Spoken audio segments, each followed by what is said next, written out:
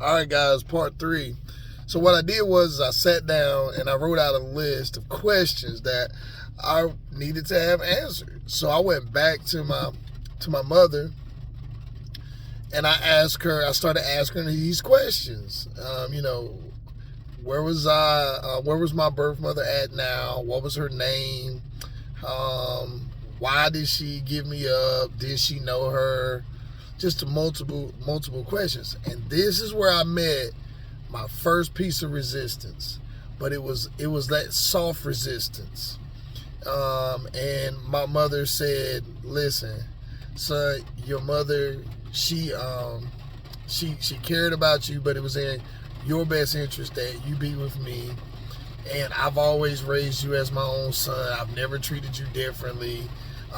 I will never treat you differently." Things like that, which are all great things, but not answering any of the questions.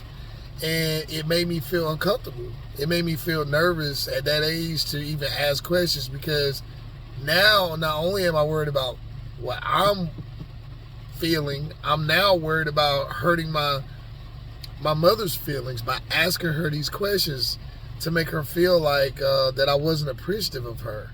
And that definitely wasn't the case, but I just needed these answers. And anytime I would try to come back and ask her questions, she would always say, "Son, I just try to love you as my son. You are my son," things to that effect. And you're going to reach these points. You're going to have these moments where you're asking questions and people are going to give you this soft resistance. This is like the initial resistance that you're going to get.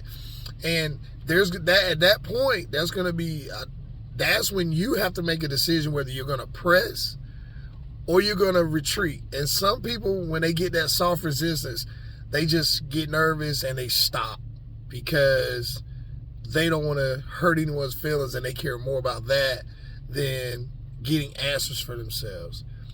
Me, I had a little bit different approach.